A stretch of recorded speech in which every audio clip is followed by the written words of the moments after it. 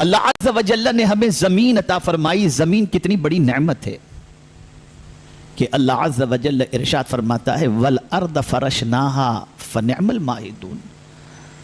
زمین اس کو ہم نے بچھونا بنایا اور کیا ہی اچھا بچھونا ہے. زمین کو ہم نے فرش بنایا اور یہ کیا ہی اچھا بچھونا ہے. آپ مجھے بتاؤ زمین نہ ہو اللہ کا گھر کہاں بناؤ گے؟ زمین نہ ہو خود کا گھر کہاں بناؤ گے؟ زمین نہ ہو آرام کہاں کرو گے؟ زمین نہ ہو بیٹھو گے کہاں؟ زمین نہ ہو چلو گے کیسے؟ اور زمین نہ ہو تو پھر دفن کہاں ہوگے؟ لیکن اے کریم تیری عظمتوں پر قربان کہ اتنی عظیم دولت جو ہمارے لیے بچھونا ہے، بلکہ پوری زندگی ہماری زمین ہی پر زیادہ گزرتی ہے. چلتے بھی ہیں تو زمین پر، بیٹھتے بھی ہیں تو زمین پر، لیٹتے بھی ہیں تو زمین پر، کھاتے بھی ہیں تو زمین پر. زندگی کا بیشتر حصہ زمین پر ہمارا گزرتا ہے. لیکن میرے رب نے یہ نہیں فرمایا کہ میرے بندے میں نے تجھے زمین دے کر تجھ پر احسان کیا ہے. آسمان اس نے عطا فرمایا، نہیں جتایا کہ میں نے تم پر احسان کیا ہے. پانی اس نے عطا فرمایا کہ اللہ عز و جل ارشاد فرماتا ہے وَجَعَلْنَا مِنَ الْمَاءِ كُلَّ شَيْءٍ حَيٍّ أَفَلَا يُؤْمِنُونَ. ہر چیز کی زندگی کے لیے ہم نے پانی بنایا. کوئی بھی چیز زندہ نہیں رہ سکتی بغیر پانی کے. اللہ فرماتا ہے کیا پھر بھی تم ایمان نہیں لاتے؟ لیکن میرے رب نے نہیں فرمایا آسمان دے کر احسان کیا، زمین دے کر احسان کیا، پانی دے کر احسان کیا، ماں باپ دے کر احسان کیا، اولاد دے کر احسان کیا. نہ، نہیں فرماتا. اور وہ خود منع بھی کرتا ہے احسان جتانے کے لیے. اگر کسی کو کچھ دو تو خود قرآن کہتا ہے کہ احسان نہ جتاؤ. ہم اگر کسی غریب کو صدقہ دیں، خیرات دیں، زکوٰۃ دیں یا کچھ بھی اس کے ساتھ احسان کریں، قرآن منع کرتا احسان نہ جتاؤ. جہاں ہم نے احسان جتایا ہمارا کیا دھرا سب فنش. قرآن نے لفظ من وہاں بھی فرمایا یا ایھا الذین آمنوا لا تبطلوا صدقاتکم بالمن والاذی. اے ایمان والو اپنے صدقے کو ضائع نہ کرو احسان جتا کر کے اور دل دکھا کر کے. تو قرآن احسان جتانے کو اچھا نہیں سمجھتا،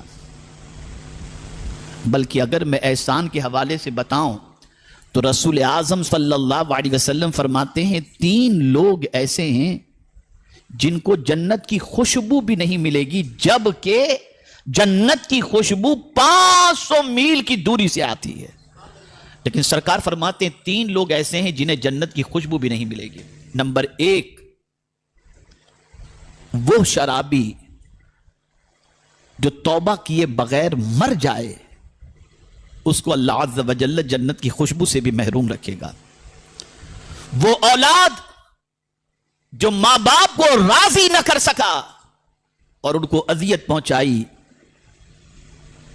اور اس حال میں وہ مر گیا، اسے بھی جنت کی خوشبو نہیں ملے گی. اور تیسرا حضور نے فرمایا صلی اللہ علیہ وسلم جس نے کسی پر احسان کیا اور اگر اس نے احسان جتا دیا تو اس کو بھی جنت کی خوشبو نہیں ملے گی. احسان جتانے کو نہ اللہ پسند کرتا ہے نہ اللہ کے رسول صلی اللہ علیہ وسلم پسند کرتے ہیں. لیکن میں حیران ہوں یا اللہ تو نے تو خود ہمیں احسان جتایا. تو جواب ملے گا میرے بندے کیا میں نے تجھے زمین کی شکل میں نعمت نہیں دی؟ بندہ کہے گا ہاں دی پروردگار. احسان جتایا؟ نہ. پانی دیا احسان جتایا؟ نہ. آسمان دیا احسان جتایا؟ نہیں. ماں باپ دیے احسان جتایا؟ نہیں. اولاد دی احسان جتایا؟ نہیں. دولت دی احسان جتایا؟ نہیں. لیکن ایک ذات ایسی ہے جسے دے کر کے احسان جتایا جا رہا ہے. وجہ کیا ہے؟ سب کچھ اسی کے دم قدم سے ہے. اگر یہ نعمت تمہیں ملنی نہ ہوتی تو نہ ماں ملتی، نہ باپ ملتا، نہ بیٹا ملتا، نہ بیٹی ملتی. جو کچھ بھی تمہیں ملا ہے اسی کے صدقے میں ملا ہے. اگر یہ کہا جائے تو غلط نہ ہوگا. سب نعمتیں ہیں اور یہ جان نعمت ہے، یہ جان نعمت ہے. اسی ایک نعمت کے صدقے میں اللہ نے ساری نعمتیں عطا فرمائیں. ساری نعمتیں عطا فرمائے. اب آئیے میں تھوڑا سمجھاتا ہوا چلوں, یہ کتنی عظیم نعمت ہے. کسی کے سبب سے آپ کو نوکری ملے گی, کسی کے سبب سے چھوکری ملے گی. کسی کی بیٹی نکاح میں آ گئی تو اس کے سبب سے اس کی لڑکی مل گئی. کسی کی وجہ سے آپ کو نوکری مل گئی, اس کی وجہ سے آپ کو پیسے مل گئے. یہی سب ہوگا, یہی سب ہوگا. اور آج کے انسان کی پوزیشن یہ ہے کہ بہت ساری اصل نعمتوں کو وہ نعمت نہیں سمجھ رہا, اور بہت ساری ایسی چیزیں ہیں جسے اصل نعمت نہیں سمجھنا چاہیے, اسے انسان نے اصل نعمت سمجھا ہے. آج کے دور کے اندر سب سے بڑا روپیہ ہو گیا, اور اسی کو انسان سب کچھ سمجھ رہا ہے. ایک دور تھا, توجہ چاہوں گا, میں بہت کاری ضرب لگا رہا ہوں, میں ایسا اس وقت آپریشن کر رہا ہوں کہ آپ کی عقل اور آپ کا ضمیر دونوں انشاءاللہ درست ہو جائے گا. آج جب سوسائٹی کی سسٹم یہ ہو گئی کہ دولت ہی سب کچھ ہے, تو پھر شراب کا کاروبار کرنے والا بھی اسٹیج پر دولت کی وجہ سے بیٹھ رہا ہے. جوے کا کاروبار کرنے والا بھی آج بڑے اسٹیج کے اوپر بیٹھتا نظر آتا ہے. مٹکے کے اڈے چلانے والا بھی آج معاشرے کے اندر عزت والا سمجھا جا رہا ہے. کیوں؟ اس لیے کہ دولت کو ہم نے سب سے بڑی چیز سمجھ لی.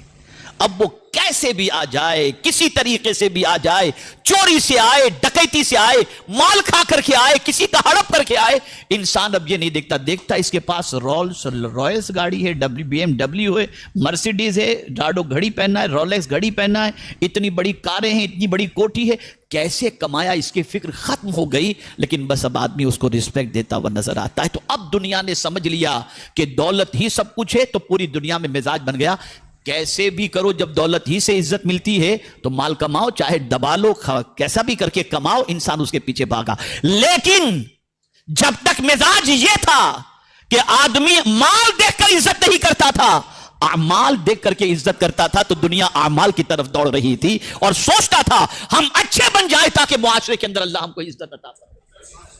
لیکن آج سوچ بدل گئی.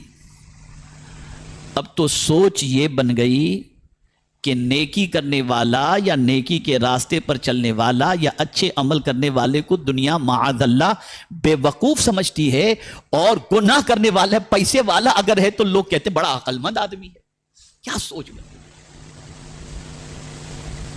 کیا مینٹلٹی بن گئی. آخر یہ دنیا کے اندر برائیاں یوں ہی نہیں بڑھی. برائیوں کے بڑھنے کی ایک سب سے بڑی وجہ یہ ہے کہ سوسائٹی کے کرپٹ کو دنیا نے عزت دینا شروع کیا, اور اچھے لوگوں کو سوسائٹی کے اندر سے ڈھکیلنا شروع کر دیا. برائی کی طرف لوگ بڑھ گئے, برائی کی طرف لوگ بڑھ گئے. ایک ایگزامپل میں آپ کو دوں, ایک ایگزامپل. آقا کریم صلی اللہ علیہ وسلم ارشاد فرماتے ہیں کل بروز قیامت کچھ لوگ ایسے ہوں گے جن کی گردنیں سارے لوگوں کے درمیان کے اندر اونچی ہوگی. جن کی گردنیں کیا ہوں گی, بولیے بولیے, اونچی. ہجوم ہوگا جیسے آپ اور ہم یہاں پر موجود ہیں. اس میں ہو سکتا ہے کوئی ایسا ہو جس کی گردن اونچی ہو, تو سب کو وہ نظر آ جائے گا کہ یہ فلاں بندہ ہے. ایک مرتبہ درود شریف پڑھ لیں. اللہم صلی علی سیدنا و مولانا محمد معدن الجود والکرم وآلہ وصحابہ وبارک وسلم صلاۃ و سلاما علیک یا سیدی یا رسول اللہ صلی اللہ تعالی. توجہ چاہوں گا, میرا خیال ہے کہ اب کسی کو آنے نہ دیا جائے, وہیں سٹاپ کر دیا جائے. ذمہ دار وہاں پر باہر بیٹھ جائیں, اندر جگہ بالکل, اور وہ بچوں کو تھوڑا سا ہے نا پیار سے سمجھا کر. ایک مرتبہ درود شریف پڑھ لیں. اللہم صلی علی و مولانا محمد معدن الجود والکرم وآلہ وصحابہ وبارک وسلم. اب آپ دیکھیں, آقا کریم صلی اللہ علیہ وسلم ارشاد فرماتے ہیں کچھ بندے قیامت میں ایسے ہوں گے جن کی گردنیں اونچی ہوں گی. لوگ دیکھ کر کے سوچیں گے یہ کون خوش نصیب ہیں کہ ان کی گردنیں اونچی ہیں.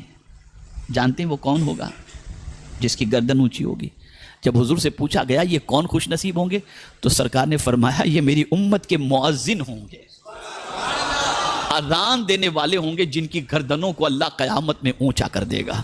اب میں آپ سے پوچھنا چاہتا ہوں, घटिया से घटिया सलूक मुअज्जिन के साथ होता हुआ नजर आता है।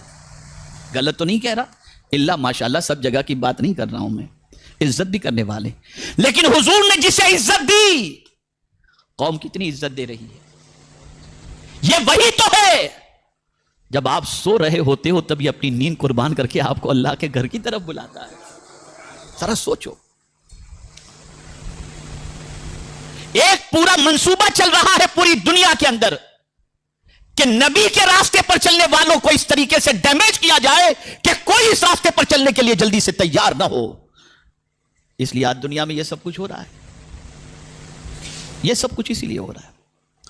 तो आज सबसे ज्यादा जिस चीज को अहमियत दी गई वो माल है, वो माल है। अब एक वाकया मैं आपके सामने पेश करता हूं जिससे आप ये समझेंगे कि सहाबा के नजदीक सबसे बड़ी नेमत कौन सी थी, कौन सी नेमत थी। कुर्बान जाइए, अल्लाह अकबर, क्या सोच थी उनकी, क्या फिक्र थी उनकी।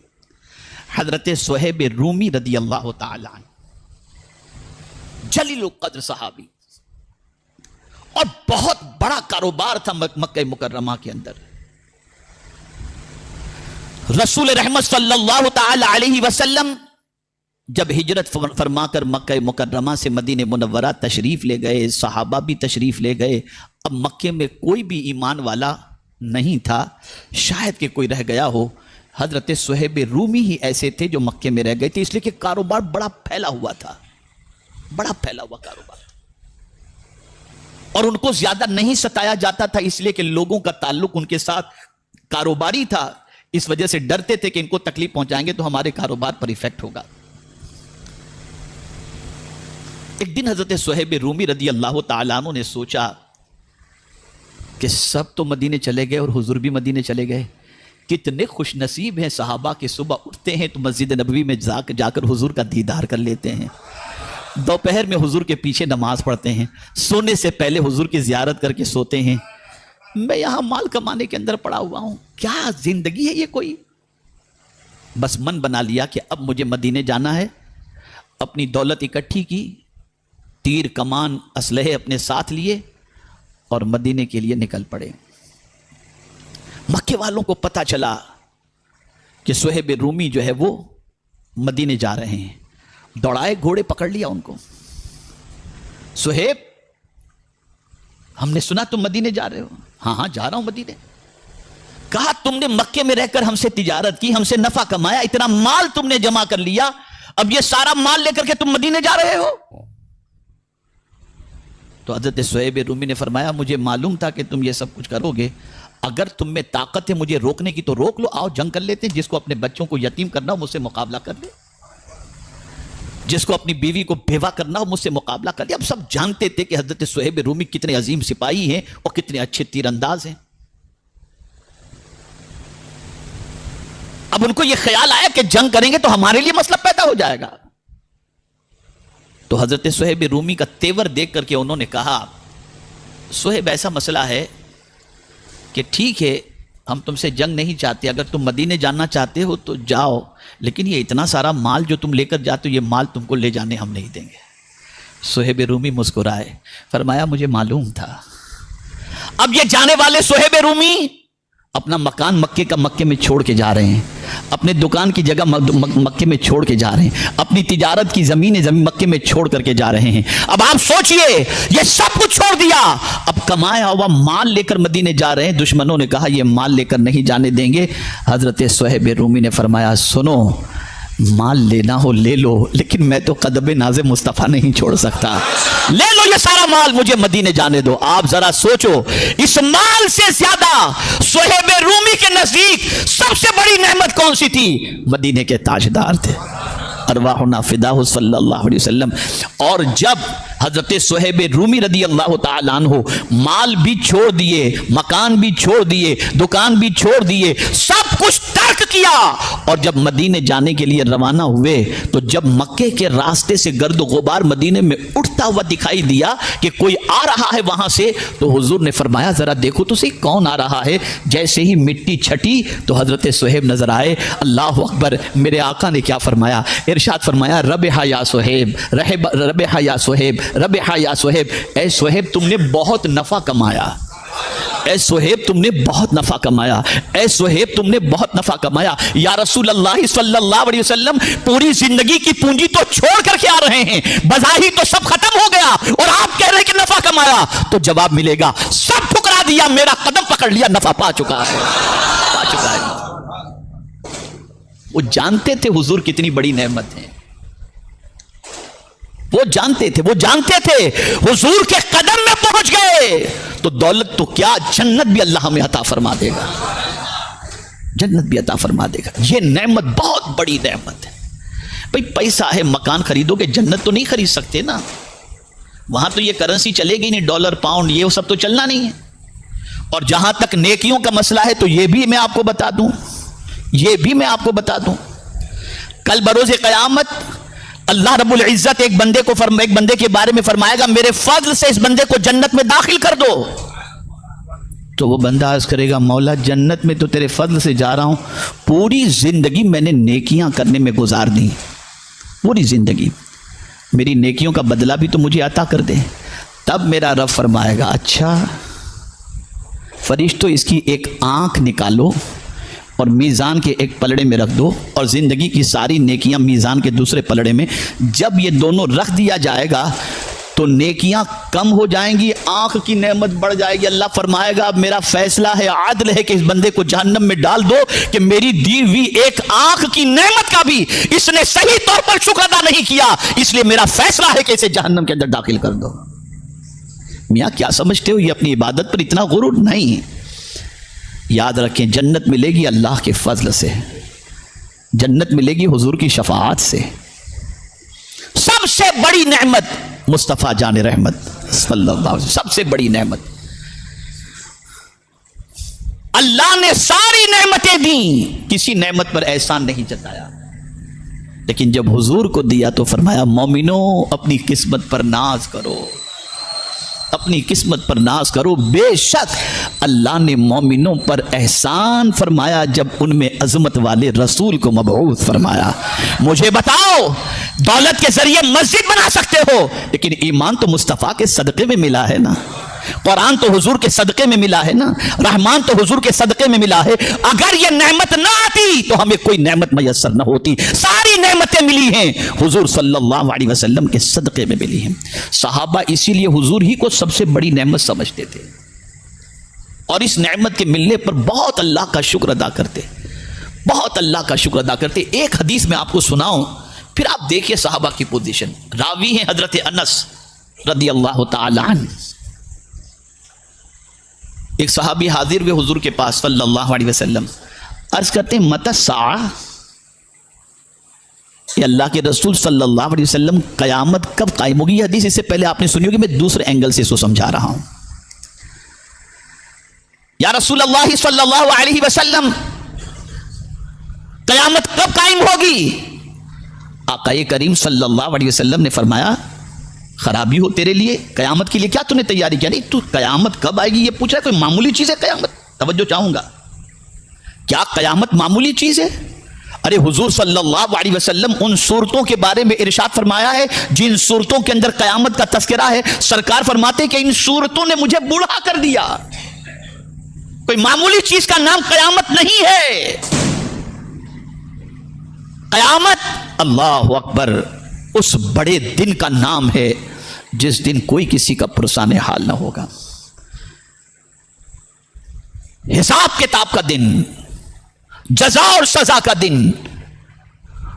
نہ ماں بیٹے کی طرف دیکھ رہی ہوگی، نہ بیٹا ماں کی طرف دیکھ رہا ہوگا، ہر آدمی اپنے حساب کی چکر کے اندر پریشان ہوگا۔ اتنا سخت قیامت کا دن جس کے تصور سے آدمی کانپ جائے۔ اب وہ صحابی پوچھتے ہیں حضور قیامت کب قائم ہوگی؟ تو سرکار کو ان کے سوال سے تھوڑی سی ناراضگی ہوئی کہ کیا معمولی چیز انہوں نے سمجھا کہ قیامت کیا ہے، پوچھیں قیامت کب قائم ہوگی؟ خیر پھر سرکار کا جلال تھوڑا سا کم ہوا تو ارشاد فرمایا اچھا چل تو بتا تو نے قیامت کے لیے کیا تیاری کی ہے؟ توجہ چاہوں گا، قیامت کے لیے تو نے کیا تیاری؟ کس سے کہہ رہے ہیں؟ میں آج وہ فکر آپ کو دینا چاہتا ہوں۔ کس سے کہہ رہے ہیں؟ صحابی سے۔ کون صحابی؟ جو فجر بھی حضور کے پیچھے پڑھتے ہیں، نماز پڑھتے تھے، وہ صحابی تھے، نماز پڑھتے تھے، نمازیں حضور کے پیچھے پڑھتے تھے، روزے بھی رکھتے تھے، عبادت و ریاضت بھی کرتے تھے، اور حج بھی حضور کے ساتھ ادا کرنے کی سعادت حاصل کر چکے. یہ سب کچھ ان کے نام اعمال میں. جب سرکار نے پوچھا کہ تو نے قیامت کی کیا تیاری کر رکھی ہے, تو کہتے ہیں میرے نام اعمال میں کوئی نیکی ایسی نہیں. یہ کون کہہ رہا ہے؟ جس نے حضور کے پیچھے نماز پڑھی. وہ اپنی نیکیوں کو بڑی نہیں سمجھ رہا, نہ نماز کو بڑی سمجھ رہے ہیں, نہ روزے کو بڑا سمجھ رہے ہیں, نہ حج کو بڑا سمجھ رہے ہیں, نہ زکوٰۃ کو بڑا سمجھ رہے ہیں, نہ تلاوت کو بڑا سمجھ رہے. کہتے ہیں حضور میرے پلے کوئی نیکی نہیں ہے, کوئی نیکی نہیں. ہاں بس ایک چیز ہے, میں اللہ اور اس کے رسول سے بے پناہ محبت کرتا ہوں. بس اتنا کہنا تھا کہ رحمت رسالت میں آپ جوش میں آئی اور سرکار نے فرمایا انت مع من احببتا, قیامت کے دن تو اس کے ساتھ رہے گا جس سے تو محبت کرتا ہے. پتا چلا اپنی عبادتوں پر غرور نہ کرو, قیامت میں جو چیز کام آئے گی وہ اللہ اور اس کے رسول کی محبت کام آئے گی. نماز پڑھو, روزے رکھو, یہ محبت کی علامت ہے. اب اس کے بعد حضرت انس کیا فرماتے ہیں, اب سنیے. حضرت انس رضی اللہ تعالیٰ عنہ فرماتے ہیں کہ ایمان لانے کے بعد سب سے زیادہ خوشی صحابہ کو جس حضور کے جملے سے ہوئی, وہ اس جملے سے کہ سرکار نے فرمایا تم جس سے محبت کرتے ہو قیامت کے دن اسی کے ساتھ رہو گے. اس جملے سے سارے صحابہ خوش ہو گئے. یعنی اس سے اندازہ لگائیے, صحابہ عبادت کرتے تھے لیکن جانتے تھے کہ عبادت بھی ہمیں ملی ہے تو مصطفیٰ کے صدقے میں ملی ہے. اصل محبت حضور کی ذات تھی, اس کو سب سے بڑی نعمت سمجھتے تھے, سب سے بڑی نعمت. اور یہی وجہ ہے کہ حضور نے فرمایا بہت کچھ سکھاتے ہو تم اپنی اولاد کو, لیکن سکھانا ہے تو اپنی اولاد کو 3 چیزیں سکھاؤ. علموا اولادکم 3 خصال, اپنی اولاد کو اپنے نبی کی محبت سکھاؤ. یہ حضور فرماتے ہیں اپنی اولاد کو نبی کی محبت سکھاؤ. اور میں پورے چیلنج کے ساتھ کہتا ہوں, جو سچا عاشق رسول ہوگا وہ ماں کا بھی وفادار, باپ کا بھی وفادار, بیوی کا بھی وفادار, بچوں کا بھی وفادار اور خاندان کا بھی وفادار رہے گا. جو سچا عاشق, میں دلیل سے عرض کروں گا. آج ایک نہیں, پورے معاشرے کا اگر آپ جائزہ لیں تو لاکھوں بچے ملیں گے جن کا نام محمد اویس ہے. بھئی ہے یا نہیں بتائیں آپ. اب اگر کسی سے پوچھو کہ یہ نام تم نے کیوں رکھا, تو جواب ملے گا حضرت اویس قرنی حضور سے بہت محبت کرتے تھے, ان کی نسبت سے ہم نے اپنے بچے کا نام اویس رکھا. کیا حضرت اویس صحابی تھے؟ نہیں, لیکن ان کی محبت رسول بڑی مشہور, ان کا عشق رسول بڑا مشہور. کیا وجہ تھی؟ حضور کا زمانہ پایا, سرکار مدینے میں تھے, یہ قرن کے اندر تھے, بار بار جی چاہتا تھا جاؤں جلدی سے مدینے حضور کی زیارت کر لوں اور اپنی آنکھوں کو ٹھنڈک پہنچاؤں, لیکن جب نکلنا چاہتے تو بیمار ماں کو دیکھ کر قدم رک جاتے کہ کہیں گیا اور ماں کی طبیعت خراب ہو گئی تو کیا ہوگا. بار بار جی چاہتا جاؤں حضور کو دیکھوں اور صحابیت کا منصب بھی مل جائے اور آنکھوں کو ٹھنڈک بھی مل جائے. مصطفیٰ پیارے کے دیدار سے بڑھ کر کے کیا نعمت ہو سکتی ہے, لیکن پھر ماں کو دیکھتے رک جاتے. یہاں تک کہ ایسا موقع آ ہی نہ سکا کہ رسول اعظم صلی اللہ علیہ وسلم کے دیدار کو جا سکے ماں کی طبیعت کی وجہ سے. اب حضور کو معلوم, اور کیا نہیں معلوم حضور کو, کل کا بھی معلوم تھا, آج کا بھی معلوم ہے اور کل کا بھی معلوم ہے. مجھے حیرت ہوتی ہے جو لوگ یہ کہتے ہیں معاذ اللہ کہ حضور صلی اللہ علیہ وسلم کو پیٹھ پیچھے کا علم نہیں. ذرا یوٹیوب اٹھا کر کے دیکھو, بہت سارے مکاتب فکر کے مولوی یہ کہتے ہوئے نظر آتے ہیں دیکھو یہ قیامت کی نشانی ہے, یہ قیامت کی نشانی ہے, یہ قیامت کی نشانی ہے. ارے بھیا قیامت کی نشانی تم کو بتائی کس نے؟ تو تم کہو گے حضور نے بتائی. تم کہتے ہو پیٹھ پیچھے کا علم نہیں, اور 1500 سال پہلے حضور نے قیامت کی نشانی بتا دی, تم اسے بیان بھی کرتے ہو اور کہتے ہو پیٹھ پیچھے کا علم نہیں. تمہاری کھوپڑی میں بھیجا ہے کہ گوبر بھرا ہوا ہے؟ آج دنیا تسلیم کر رہی ہے کہ جو کچھ حضور نے کہا وہ سچ ہے, ویسا ہو کر رہے گا. علم غیب اس کو نہیں کہتے تو کس کو کہتے ہیں؟ کس کو کہتے ہیں؟ میرے آقا صلی اللہ علیہ وسلم کو یہ بھی معلوم کہ کہاں میرا عاشق رہتا ہے، معلوم ہے۔ بلکہ میں آپ کو بتاؤں، جو کوئی حضور پر درود و سلام پیش کرتا ہے نا، حضور اس کو بھی پہچانتے ہیں۔ آقا کریم صلی اللہ علیہ وسلم فرماتے میں اس پتھر کو جانتا ہوں، پہچانتا ہوں جو اعلان نبوت سے پہلے مجھ پر سلام پیش کیا کرتا تھا۔ جو پتھر کو پہچان لے، کیا وہ امتی کو نہیں پہچانے گا؟ نہیں پہچانے۔ اب آئیے، حضرت اویس قرنی رضی اللہ تعالیٰ عنہ قرن میں رہتے تھے، قرن میں رہتے تھے۔ میں نے کہا نا کہ جو عاشق رسول ہوگا وہ ماں باپ کا بھی وفادار رہے گا۔ رسول اعظم صلی اللہ علیہ وسلم نے اپنا پیرہن سیدنا فاروق اعظم کو دیا اور ارشاد فرمایا، عمر فلاں علاقے میں میرا ایک عاشق رہتا ہے، یہ جبہ لے جا کر اس کو دینا اور اس سے کہنا کہ میری امت کے لیے مغفرت کی دعا کرے۔ کون ہے وہ عاشق رسول؟ حضرت اویس قرنی۔ کیوں ماں کی خدمت کو ترجیح دی؟ اس لیے کہ وہ عاشق رسول تھے، وہ جانتے تھے کہ حضور نے فرمایا ہے الجنت تحت اقدام الامہات، کہ جنت ماؤں کے قدموں کے نیچے ہے، اور حضور نے ماں باپ کے ہوتے ہوئے اور خدمت کی ضرورت کی وجہ سے جہاد جیسے فریضے کو ادا کرنے سے بھی صحابہ کو روکا اور فرمایا تم ماں کی خدمت کرو، یہی تمہارے لیے جہاد ہے۔ تو جو عاشق رسول ہوگا وہ ماں کا وفادار ہوگا، وہ فیملی کا وفادار ہوگا، وہ معاشرے کا وفادار ہوگا، وہ سوسائٹی کا وفادار ہوگا۔ حضور سے عشق کرو، حضور سے محبت کرو۔ دعویٰ آسان ہے محبت رسول کا، دلیل بہت دور کی بات ہے، نظر نہیں آتی۔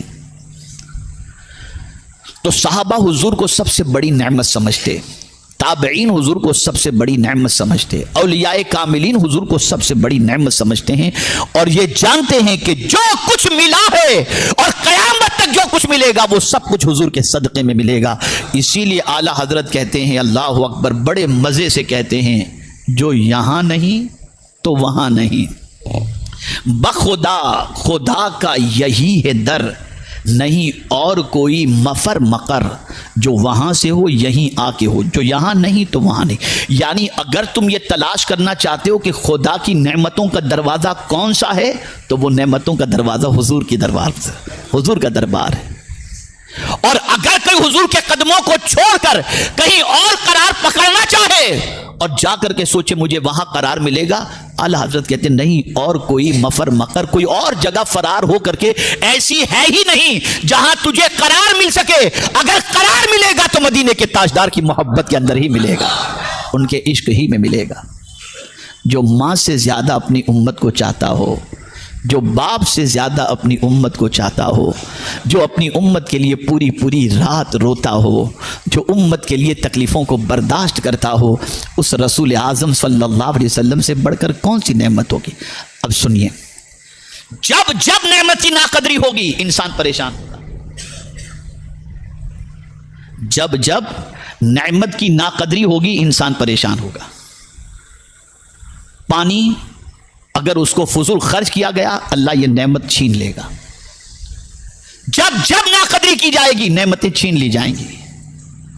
اے رسول اعظم صلی اللہ علیہ وسلم کے دیوانوں، جب باقی نعمتوں کو اللہ چھین لیتا ہے اس کی ناقدری کی بنیاد پر، تو اگر کوئی رسول اعظم صلی اللہ علیہ وسلم کی ناقدری کرے تو اس کے سینے میں ایمان کی محبت کہاں سے رہے؟ اور کوئی یہ نہ سمجھے، اب جو نقطہ عرض کر رہا ہوں ذہن میں رکھیں، کوئی یہ نہ سمجھے کہ قیامت میں مال کا ہی حساب ہوگا، اعمال کا حساب ہوگا، پیسوں کا حساب ہوگا، اولاد کا حساب ہوگا، زندگی کا حساب ہوگا۔ میں امریکہ کے اندر میرا جب خطاب تھا تو ایک بڑے عظیم عالم دین وہاں رہتے ہیں، تو مطالعہ میں کر رہا تھا، میری نظر جو ہے ثم لتسألن یومئذ عن النعیم پر پہنچی کہ پھر پروردگار سوال کرے گا تم سے قیامت کے دن اپنی نعمتوں کے بارے میں کہ میری نعمت کا تم نے کیا کیا۔ تو میرے ذہن میں یہ بات آئی، کیا حضور کے بارے میں بھی اللہ پوچھے گا کہ میری اس نعمت کے ساتھ تم نے کیا سلوک کیا؟ یہ سوال میرے ذہن میں آیا، لیکن وہاں میرے پاس اتنی کتابیں نہیں تھی کہ میں تفسیر دیکھ سکوں، لیکن اس عظیم مفسر سے میں نے کہا کہ ذرا اس کی تفسیر دیکھ کر بتاؤ۔ انہوں نے تفسیر دیکھی تو انہوں نے کہا 5 تفسیریں مجھے ایسی ملی جن کے اندر یہ ہے کہ قیامت میں اللہ پوچھے گا کہ میرے محبوب کے ساتھ تم نے کیا تعلق کیا، کیا سلوک کیا۔ سب سے بڑی نعمت حضور ہیں، ان سے بڑی کوئی نعمت ہے ہی نہیں۔ اور جس نے حضور کو بڑی نعمت سمجھ کر کہیں اور اس نعمت کو جگہ نہ دی، اپنے دل میں اس نعمت کو بٹھا لیا، سنو یہ نعمت ایسی ہے قبر بھی منور کر دے گی، دنیا بھی چمکا دے گی، اور آخرت بھی یہ نعمت چمکا دے۔ بہت بڑی نعمت ہے حضور صلی اللہ علیہ وسلم، بلکہ اعلیٰ حضرت ہیں۔ ایک ایک چیز کو اعلیٰ حضرت نے حضور کی ایک ایک چیز کو نعمت بتایا۔ کیا کہتے ہیں؟ وہی رب ہے جس نے تجھ کو ہماتن، یہ بال سے لے کر سر کے پیر کے ناخن تک، یہ ہماتن یہ پورا جسم ہو گیا۔ تو اعلیٰ حضرت کیا کہتے ہیں؟ وہی رب ہے جس نے تجھ کو ہماتن کرم بنایا، یعنی آپ کے پورے وجود کو اللہ تعالیٰ نے کرم بنا دیا۔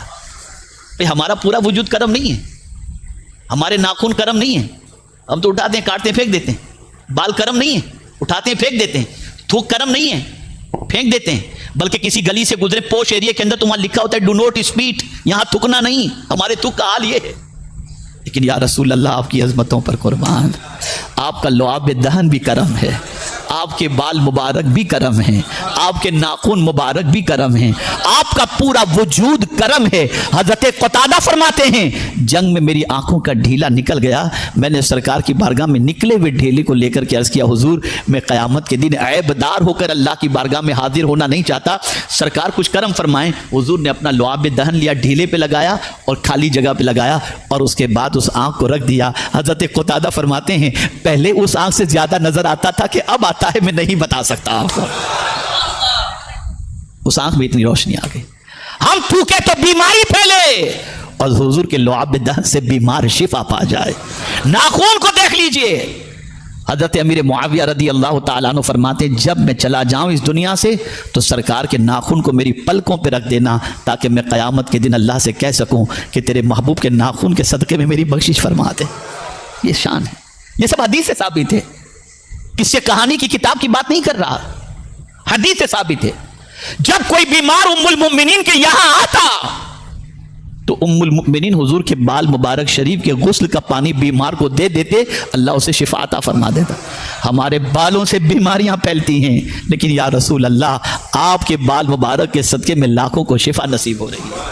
بس یہ بہت عظیم نعمت کے آنے کا مہینہ ہے، خوب خوشیاں مناؤ، خوب خوشیاں مناؤ، لیکن حدود شریعت میں رہتے ہوئے، قانون الہی کی پاسداری کرتے ہوئے اپنے دل میں یہ فرحت محسوس کرو کہ اللہ نے جو کچھ بھی دیا ہے مصطفیٰ پیارے کے صدقے میں دیا ہے۔ اگر ان کو نہ بھیجنا ہوتا ہمیں کوئی چیز نہ ملتی، نہ قرآن ملتا، نہ ایمان ملتا، نہ رحمان ملتا، جو کچھ ملا حضور کے صدقے میں ملا۔ اس نعمت کی خوب قدر کرو، خوب قدر کرو، اور اولاد سے بھی زیادہ، سارے انسانوں سے زیادہ مصطفیٰ جان رحمت صلی اللہ علیہ وسلم سے محبت کرو۔